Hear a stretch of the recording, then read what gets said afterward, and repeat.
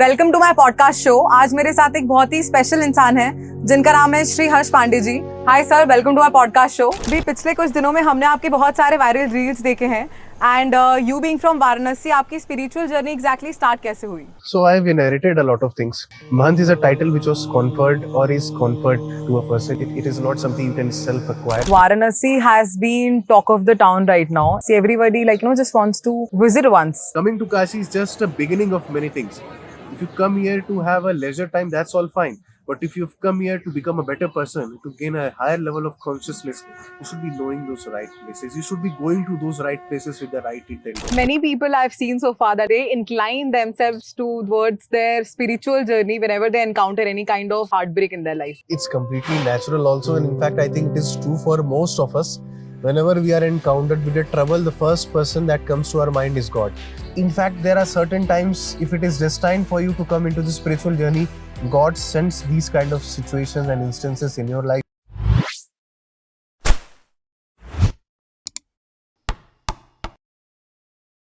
Hi guys, my name is Tulika Arora and welcome to my podcast show. आज मेरे साथ एक बहुत ही स्पेशल इंसान है जिनका नाम है श्री पांडे जी।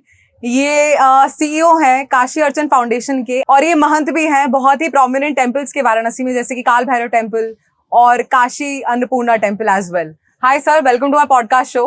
Thank you for the warm introduction and thank you for having me here. Thank you so much sir. तो अभी पिछले कुछ दिनों में हमने आपके बहुत सारे वायरल रील्स देखे हैं and you being from Varanasi, आपकी स्पिरिचुअल जर्नी एग्जैक्टली स्टार्ट कैसे हुई? So I've inherited a lot of things. कुछ तो मुझे, जैसे आपने मुझे मेरे इंट्रोडक्शन में भी बताया कि I belong from the prominent Mahant family.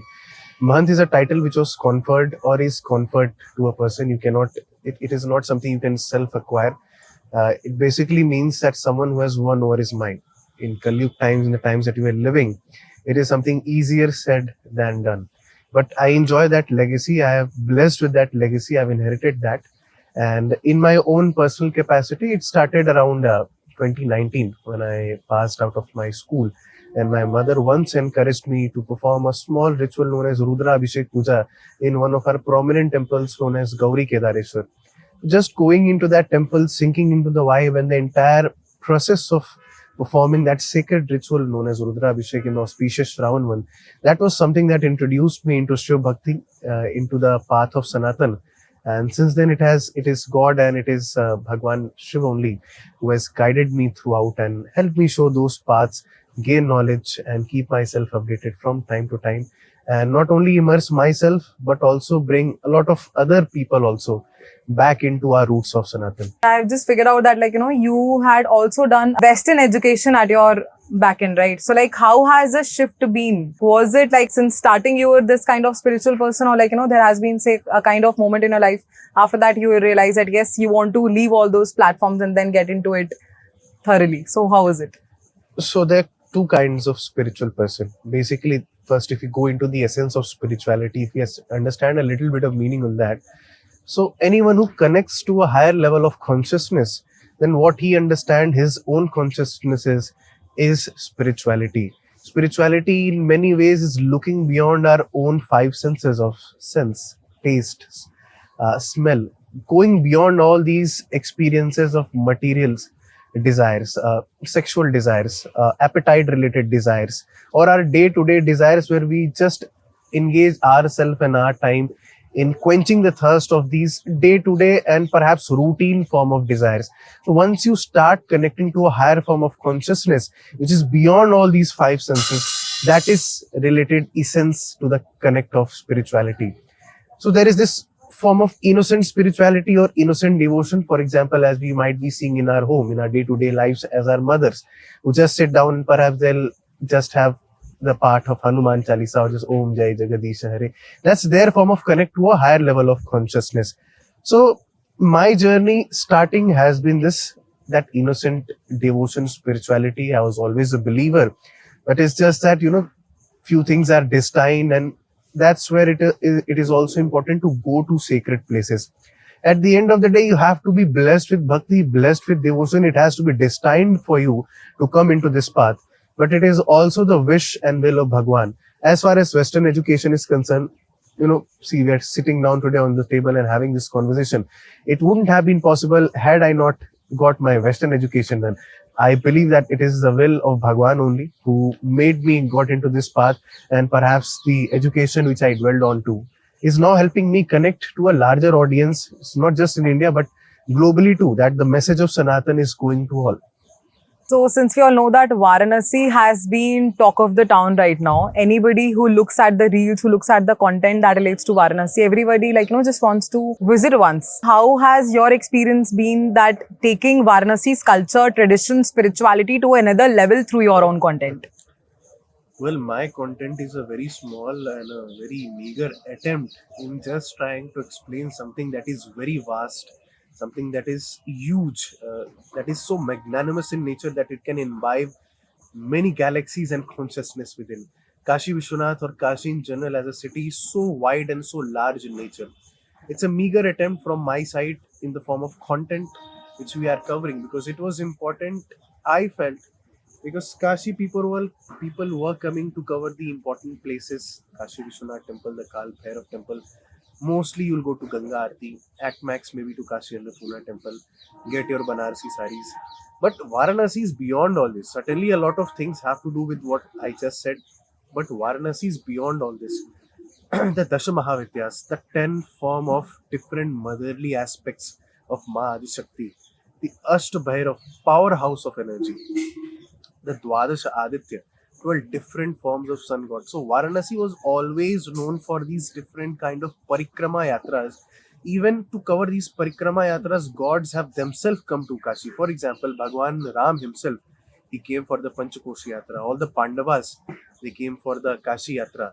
So you always wanted to come to Kashi for either getting rid of a sin, uh, elevating to a higher level of consciousness in life, to attain to moksha, to have a good standard of living, to gain knowledge. But you always wanted to come to Varanasi, and that trend from the day of gods has continued even till date, where modern day people, even those living abroad, our NRI brothers and sisters, they also want to come.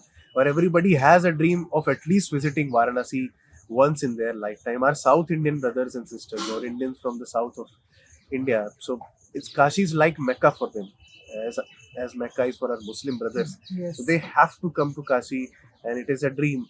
In fact, it's not always possible for everyone to come to Kashi, not financially or materially speaking, but it has to be there in your destiny for you to come to Kashi. Only when Kaal Bhairav allows you to enter into his dharti, only then you can come to Kashi. And coming to Kashi is just a beginning of many things.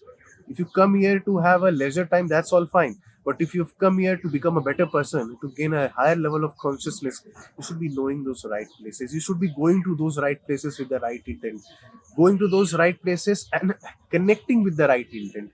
That's when you get the most benefit of coming to the sacred land of Varanasi. So now, since we are taking ahead this discussion about Kashi, Kaal Bhairav is a very prominent temple. That's a name that everybody of course visited, and you have also just suggested us. What are the prominent days and rituals that take place, which usually people don't know about, and they should definitely put that in their wish list?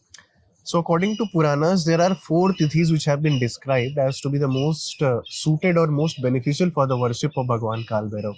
One is a Sunday, which is Ravivar. There is a Tuesday for Kashi Vashis, that is, people who are living in Kashi. Tuesday is more significant than Sunday.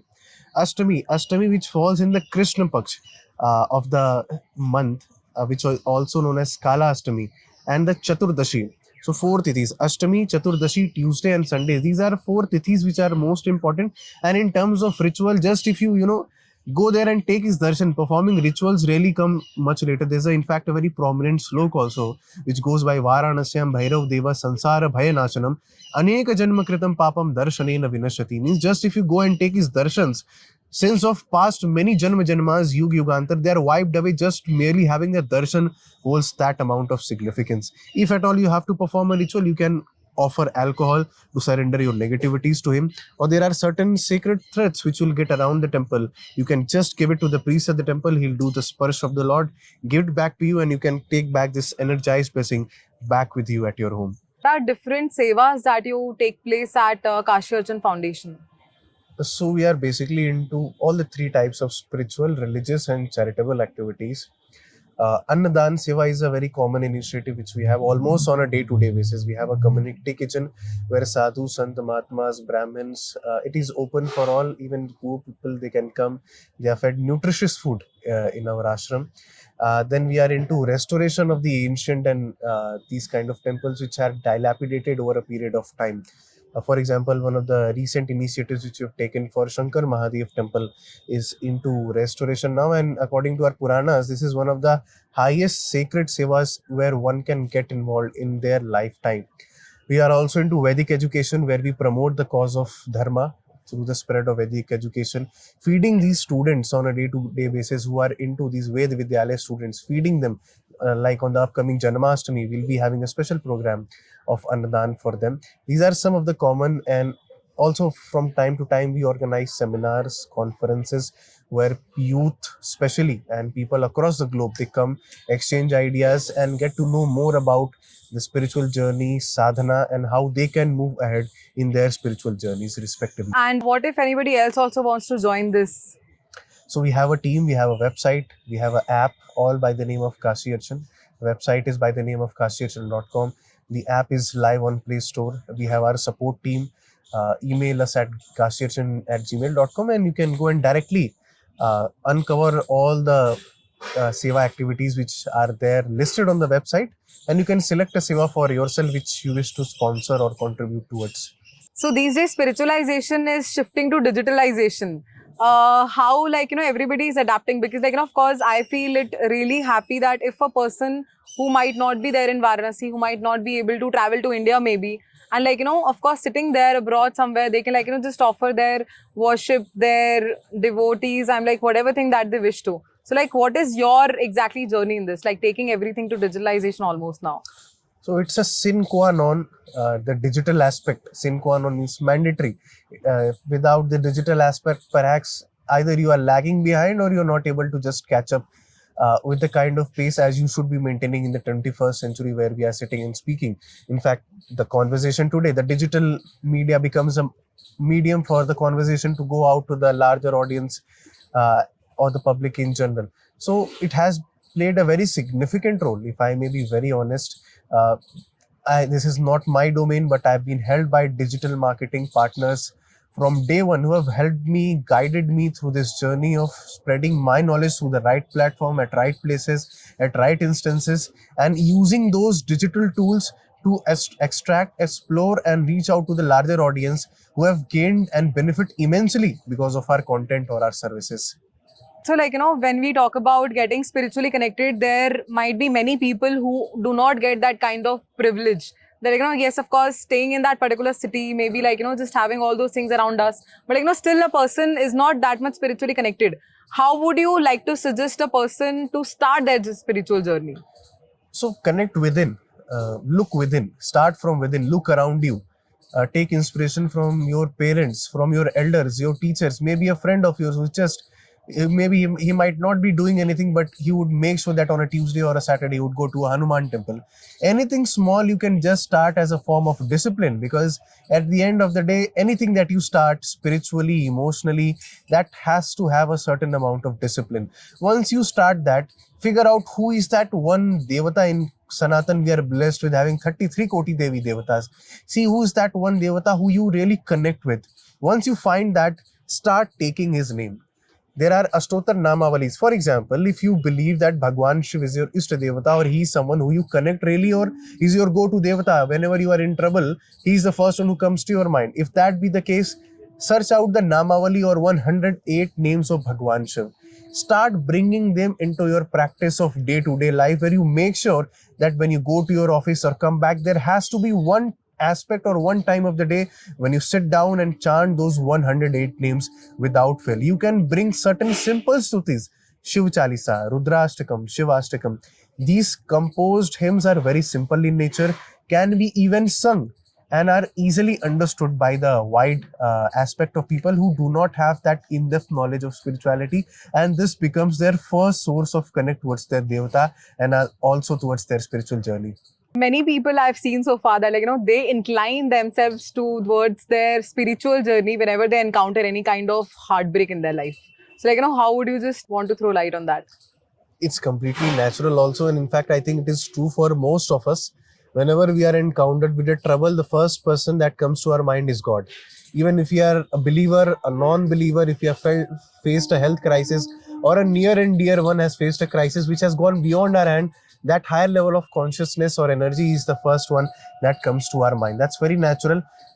In fact, there are certain times, if it is destined for you to come into the spiritual journey, God sends these kind of situations and instances in your life. Your Pitra Devata, your ancestors who want you to come to this path, they'll bring you into this kind of spotlight where you come down and have that connect with that higher energy, or end up starting with your spiritual journey. And why not? He's the one who gives us everything. He's the one who gives us the strength to even face the bad scenarios. So if we are remembering him during our bad times, it's completely natural. And in fact, his energy, that higher energy, gives us the strength and courage to come out also of that adverse situation.